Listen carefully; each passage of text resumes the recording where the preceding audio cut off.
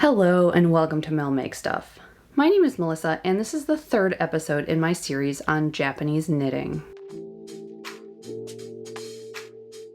I decided to make a playlist for this series, so I will link that down below in case you haven't seen the first couple of episodes in this series. As always, none of the content here is sponsored, so if you like this type of thing, please do subscribe and like the video. I want to thank everybody who has started leaving questions for me on my previous video where I asked for questions for a Q&A that I'm going to film a little bit later on in the fall.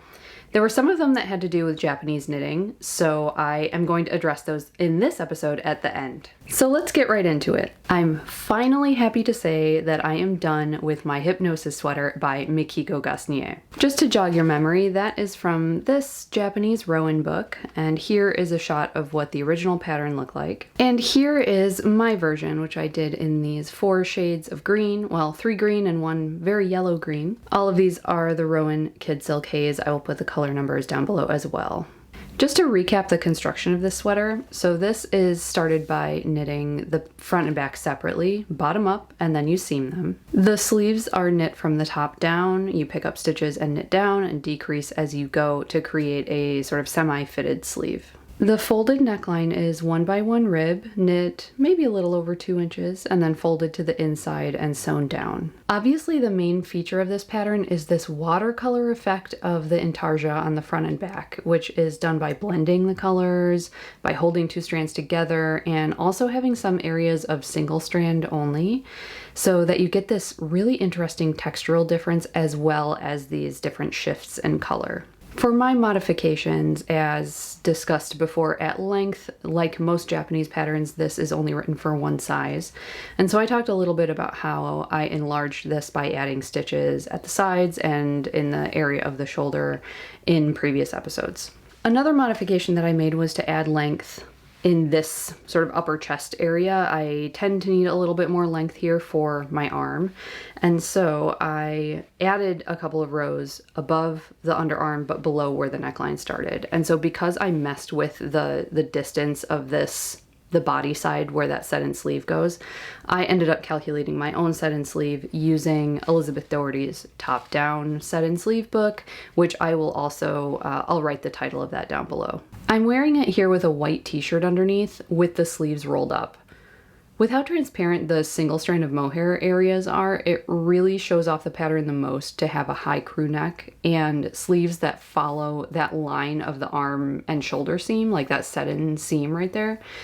I can wear it with a skin-colored camisole underneath, but I found that it doesn't really show off the pattern very well, and you can't see the different textures, especially in that upper body section where it's all that mint color, but we're getting like 2 strands versus 1 strand held together, so there are still those interesting textural differences. You can't really see that when I'm wearing the skin-colored top underneath. I initially tried wearing this with a lower cut white tank top, but you can just really see the outline of anything that you are wearing underneath this, which is why I think it works a little bit better with the higher crew neck. It's just too distracting if you can see the neckline of your undershirt. I've been thinking I might get like a Hanes undershirt, like a traditional white undershirt, and cut the sleeves off and just save that to wear underneath this specifically. I think for as much time as I spent on this garment, it deserves its own dedicated undershirt.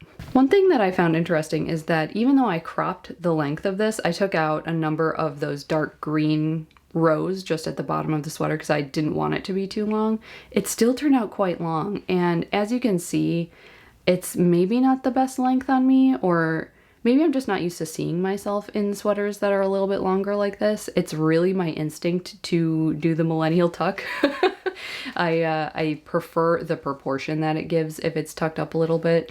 I did notice at this point that in the original pattern you don't see it with the full length also. It must have been quite long on that model as well, and they sort of have it tucked up into whatever trousers the model is wearing. So I think that is my instinct of how I'm gonna wear this, although I might try and play with the proportion of wearing it long and see what else I can wear on the bottom to make this feel right. So part of the reason it has taken me so long to get this ready to show you is that I had to knit the neckline on this 3 times. The first time I knit it exactly to pattern. I didn't fuss around. I might have had a couple extra stitches, but you know, it's a basic 1 by 1 fold over neckline, no big deal. And I had knitted it. I sewed the live stitches down to the inside of the neck, and I had picked up my set-in sleeve and I was doing the sleeve decreases according to the Elizabeth Doherty guidance in her book.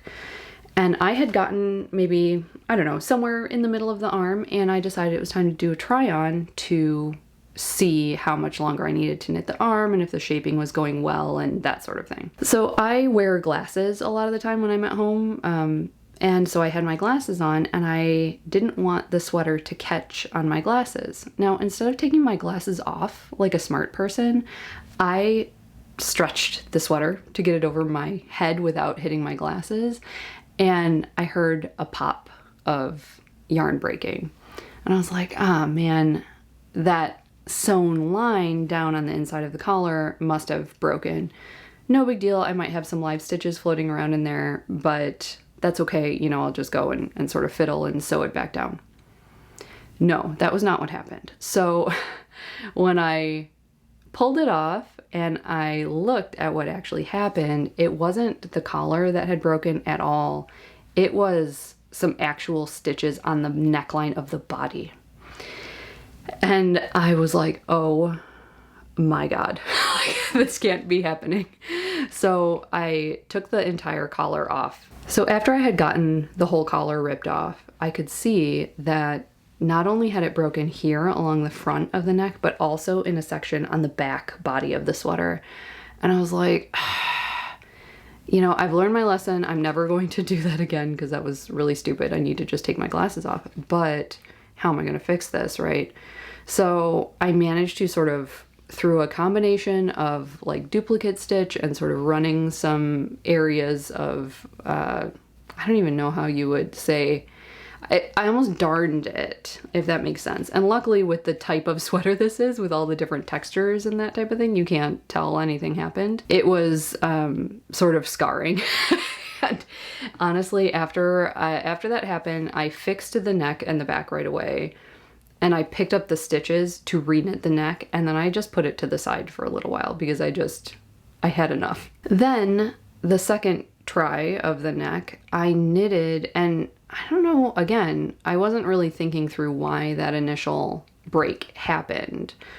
And I ended up just knitting the collar with very loose tension, and it sort of just flopped. Like I had gotten to the point where I knitted the neck, it was sewn down, I blocked the whole thing, and then I put it on, and I was actually filming the video to show you what this looked like, and the neckline just looked floppy. It looked unfinished and not right, and I was like, you know, I'm gonna sleep on this for 2 days, and if I still don't like it, I'll rip it out and do it again.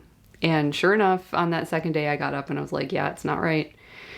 So long story short, I knitted the third try in the same way I knitted the first one. I just, you know, used my normal knitting tension. I knitted it. I did bind it off the third time very loosely before sewing it down. And then when I was sewing it down, I was very careful not to sew it too tightly to sort of create a hard line around the neck again. And that seems to have worked. I'm happy with how the neck looks now, but it was a long time getting there. I thought this might end up being a fail for a while, and I was like, man, that's gonna be anticlimactic.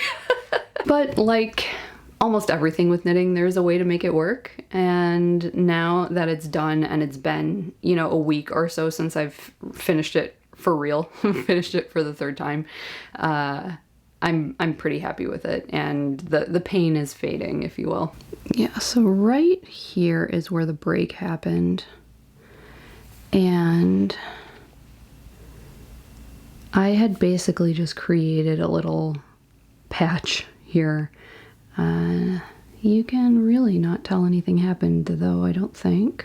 And then the one on the back was a lot less scary. It was mostly just the edge stitches that had broken, so I just reinforced them. And then when I was knitting this collar and sewed it down to the inside, I sort of reinforced that area again. So yeah, I think it's okay. Overall, I think the stitches I was worried, you know, these at first looked a little bit more wonky than the stitches on this side just because of that repair I had to do. But after I blocked this the last time, that all sort of went away. Here, let's see, can we get it to focus? Camera doesn't know what to focus on because it's so, all the shapes are so soft, but you can hopefully see a little close up. You can get a sense of how nice and drapey the fabric is. It's very light and airy and extremely warm. It's very hot right now in July. I'm not gonna put this on at the moment, but you can see the sleeves are knitted with a single strand of mohair all the way down. And here's the back. Really fun. It was a really fun project. Here is what the inside looks like. So as I was switching out yarns and doing whatever I needed to do in this intarsia section, I just decided I'm gonna leave those tails a little bit long, like an inch or so, because it doesn't matter. They can just stay like that forever, and I don't need to worry about really hiding all these tails because you can't see them from the front. I have had people ask me in the past about blocking mohair and whether I block it. The answer is absolutely yes, I do. I block it in the exact same way that I would block any other animal fiber, with warmish water and some wool wash, and let it soak. I think, like a lot of fibers, the silk mohair can tend to be a little more delicate when it's wet. So it's not like I'm gonna just pull it out of the water and like fling it around, right? Not something I would ever do with any garment, but I'm very careful to sort of scoop it up and then, you know, put it on the towel and smash the water out and then scoop it up so that it's not ever being pulled under its own weight.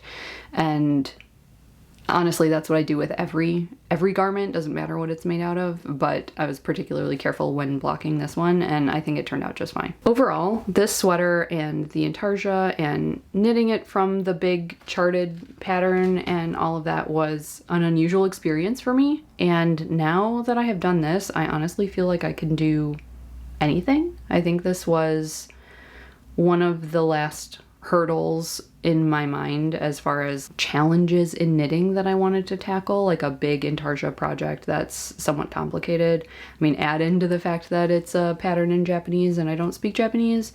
So now, honestly, I feel like I can tackle and do and figure out anything, which is pretty exciting. So that is Hypnosis by Mikiko Gasnier. So after I was done with that, I definitely got the itch to start another pattern. I have all of these Japanese pattern books and it's fun. It's sort of fun having something going on the side that really engages my brain in the way that these patterns do. So since it's the summer right now, it's the middle of the summer, I was feeling like knitting a summer top. And so I pulled out this book. This is a book I'm assuming put out by Hamanaka, the yarn company, and it is showcasing their washable cotton yarns. So everything in here is knit or crocheted with cotton. So right inside the front of the book, you can see the 3 yarns that are used throughout. We've talked before in the past about how these types of books will often have like a yarn page that shows you all of the different yarns that are being used and their textures and that type of thing. In this book, it's only these 3 yarns, and so they just show them right up front. This book has 26 projects in it, and they're both garments and accessories and knit and crochet. Some of them combine knit and crochet together in one garment, which I think is very interesting, and I have seen more often in Japanese patterns than I have in English patterns. I should say in modern English patterns, because I do have some vintage Rowan books, like from not that long ago, I mean 80s, 90s, and it seemed to be more common for people to do knit and crochet, or that there was an expectation that you would know how to do both, or the average person buying that book would know how to do both.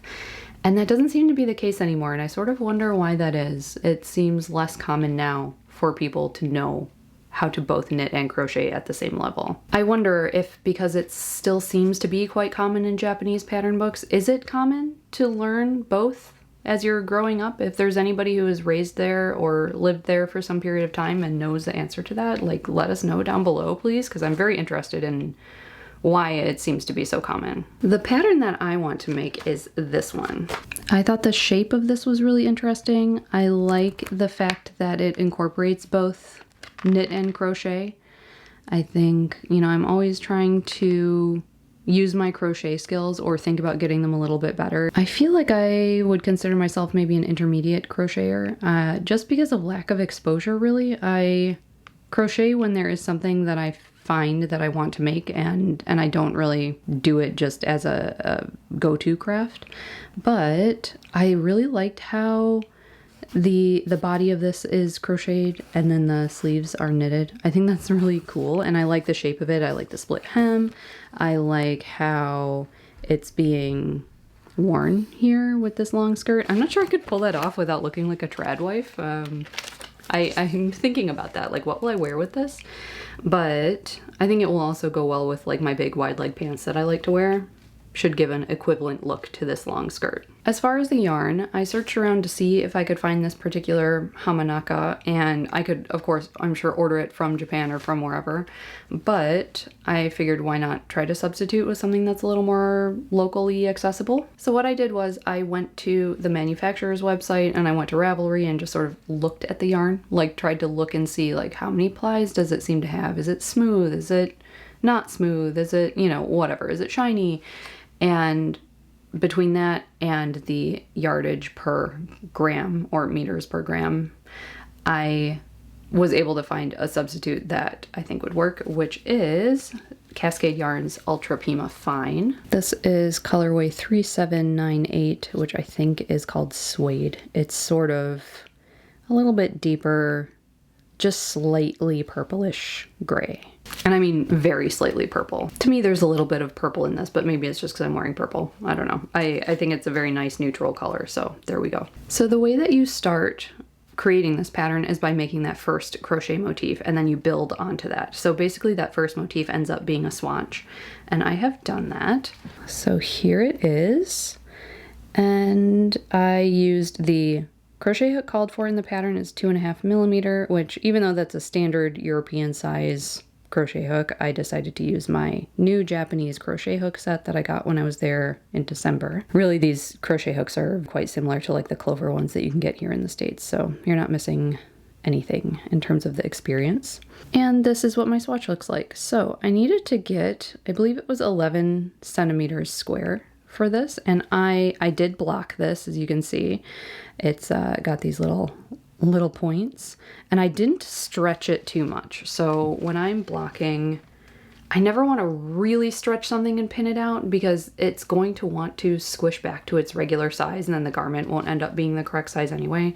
So what I do is sort of just pat it out, and then I'll just lightly pin it. If it feels like it's stretching too much, I know that I need to go up a hook size or up a needle size to get a bigger motif. I'm also happy with the way this feels. Like it's got some structure, but not too much. I'm not worried that I'll look like I'm wearing a tablecloth or something, which can sometimes be an issue with crochet texture. I find can be a little bit on the thick side, so this is nice and still has some drape. I am going to have to figure out what to do about the sizing of this pattern. So I think I can get away with showing you this pattern as long as I cover up the motif, because that's what the whole pattern is built on. And I just really sort of want to talk about the structure and show you what these patterns look like in the book and how I think I'm going to need to adjust this in order to fit me. So let's go take a look.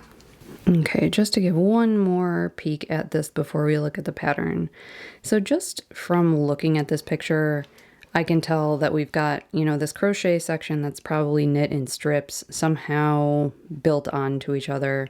We've got an edging that I would assume happens later on. And then we've got these really big voluminous sleeves that appear to go all the way down to where the split hem is. And then looks like we've got some rapid decreases right before the sleeve cuff. My questions at this point are basically, what is the finished garment measurement of this, and how much more am I going to have to make it bigger in order to give the same look on me? Okay, I've just got some post-it notes covering up this motif here, because all of the rest of this is sort of structural instructions and not going to help you actually make this pattern without this motif. So I think we're good to talk about this, and I'll just try not to show too much detail here. Okay, so got our basic information up here. We can see this is the size 88 centimeters across. So my actual bust measurement is 89. And obviously this is fitting the model with some amount of positive ease. So I am really gonna have to think about that. And then we also have information about how much yarn is needed. We have this 11 centimeters is the size of each motif. And then gauge. This is knitted gauge here. And so here we have just general instructions, which I don't know what they say at this point because I have not used Google Translate on this yet, but it probably says something like, make the motifs, sew them together per the chart, put the edging on. Like that's what this type of stuff tends to say. And then we get the actual meat of the pattern. So under here is the actual motif, the crochet square motif with all the detailed stitches. It's charted out just like any charted out crochet pattern that you would have seen. I was able to follow this without looking up what any of the Japanese meant. This looks to be a diagram about how the sleeve will be picked up and dimensions of the sleeve, that type of thing.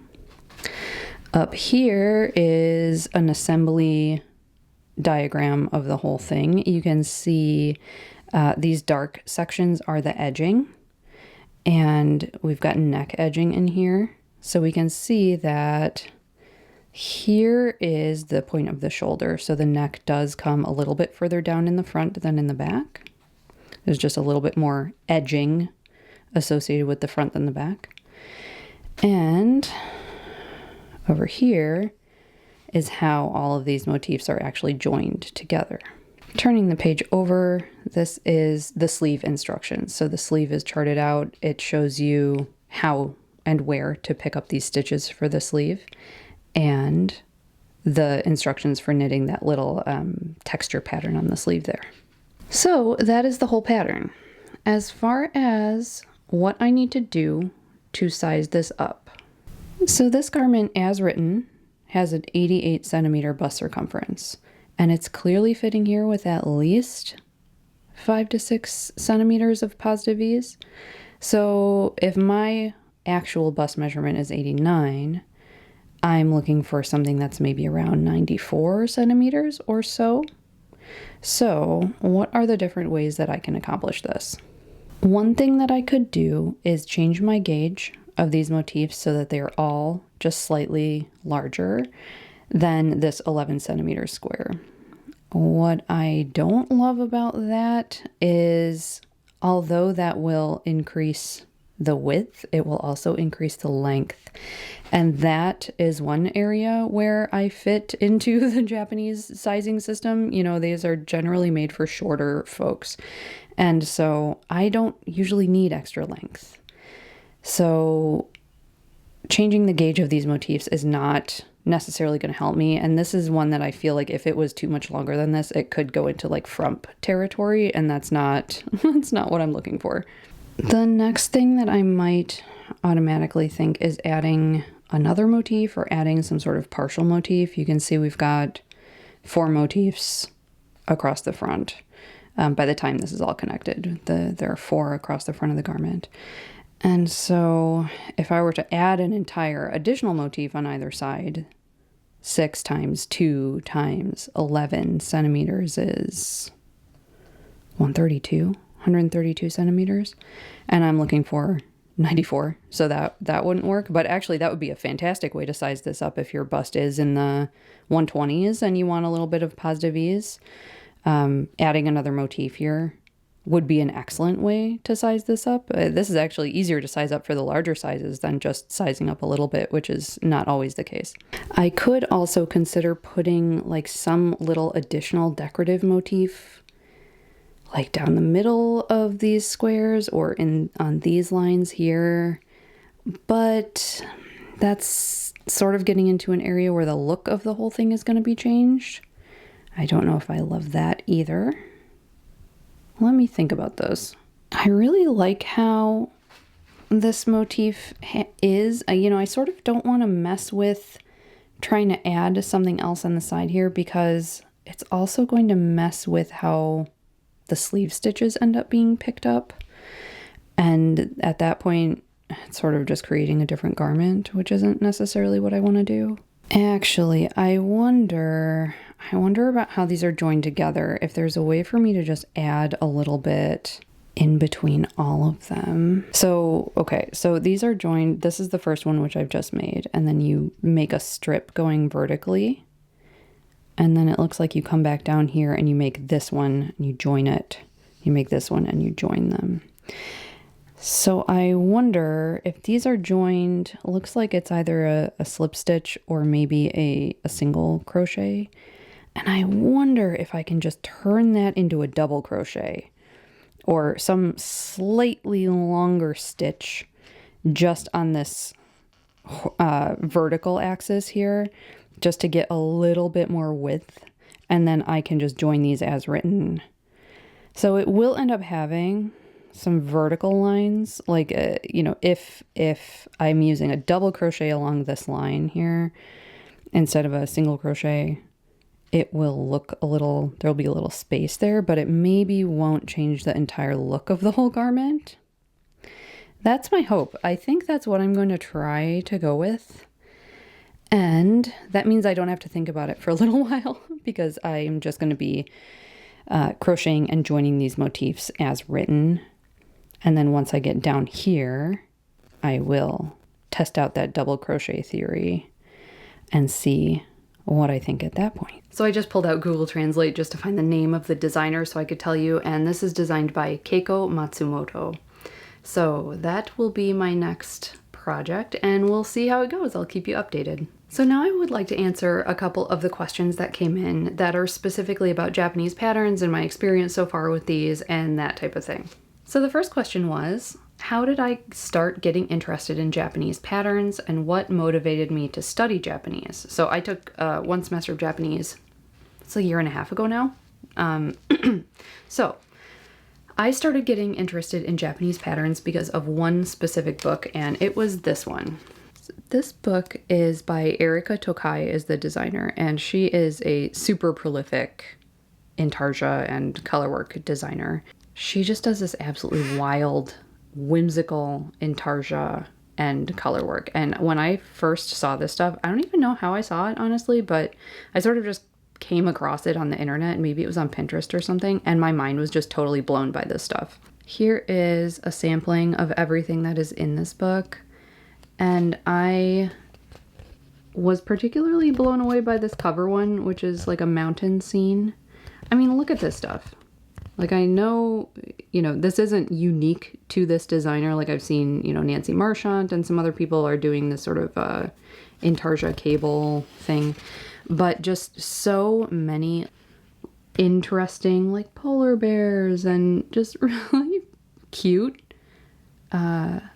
unusual designs.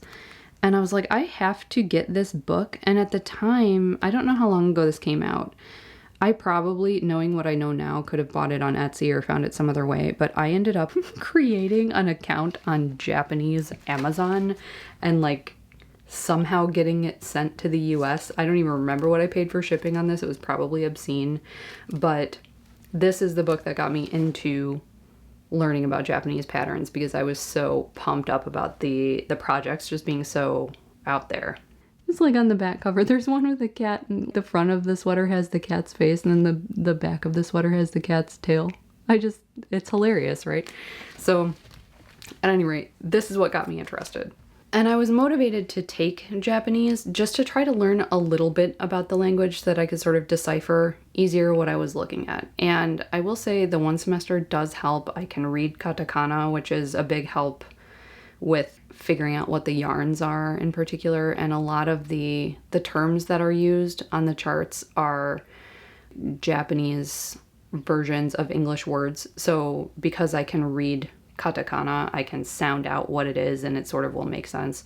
But it's not information that you can't get certainly from Google Translate, but also from just like using your eyeballs and looking at the pattern because everything is so graphically represented. The next question is, what forum or YouTube channel do I use for help with Japanese patterns? Currently, I don't use any.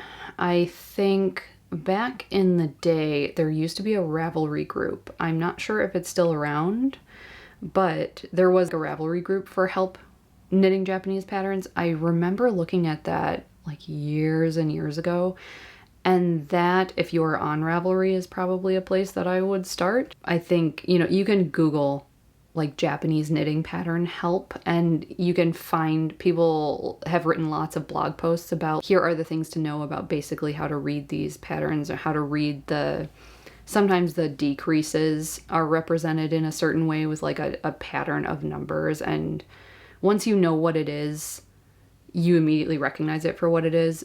Those blog posts are very helpful as well. As far as knitting YouTube channels or forums, I don't currently use any. Hopefully this channel is helping people figure out how to read the patterns. If it is, please let me know. That would be cool. I hope that it is. That's my intent. I would say for Japanese patterns, if you have good spatial awareness and can sort of visualize how things are put together, I think you would really enjoy knitting from these style of patterns. If you're somebody who really struggles with charts and likes to read, you know, cable patterns written out and things like that, this is going to be probably quite difficult. And I think it's really just a personal learning style and preference thing. The third question is, are there any not well-known Japanese designers that I can recommend that are not on Ravelry? I would say that a lot of the people in the books that I have purchased, like these type of books, are not really on Ravelry in the same way that English pattern designers are on Ravelry. A lot of patterns in these books, or, well, this one is a little bit more famous, but you know, some of these other just general books, like the last one that I showed that I'm making that new project out of, I'm not sure if that book is on Ravelry. Like it doesn't seem like the patterns get uploaded to Ravelry in the same way, so people can't connect them on Ravelry in the same way. So without going through like all of my books and seeing who's in the book and who's on Ravelry or not, I would say the majority of them are probably not really on Ravelry, and your best way to access them is going to be by purchasing these books, or if you're able to find them in some other way. I don't know if libraries are really going to carry these if you're not in a Japanese speaking country. So what I have done over the last number of years is start building up my own personal library. And that brings me to the fourth question, which was, where can you buy Japanese knitting magazines other than Amirisu? So I'm assuming you mean other than Amirisu's own knitting magazine that they put out, which I do enjoy, but is not really like they have an English version of it. So it's not a typical Japanese knitting book or magazine like these are. So where I buy all of my Japanese books is on Etsy. I go to Etsy, I search Japanese knitting pattern book, and up will pop a number of sellers that have like thousands upon thousands of sales of craft books and 5-star ratings. And they tend to be in Japan, and they tend to have a variety of books. So sometimes it's not just knitting, they can have sewing and all kinds of crafts. Honestly, it's fantastic. They have specific crochet books and Dorset button books and everything. They're all in Japanese, but they're all just amazing. So I've started amassing a library of these, and this is really what I spend my money on now. I don't buy a ton of yarn. I have plenty of yarn here. And so what I like to do with the budget that I have allocated for crafting is buying learning materials. Like, I consider these books to be learning materials for me at this point.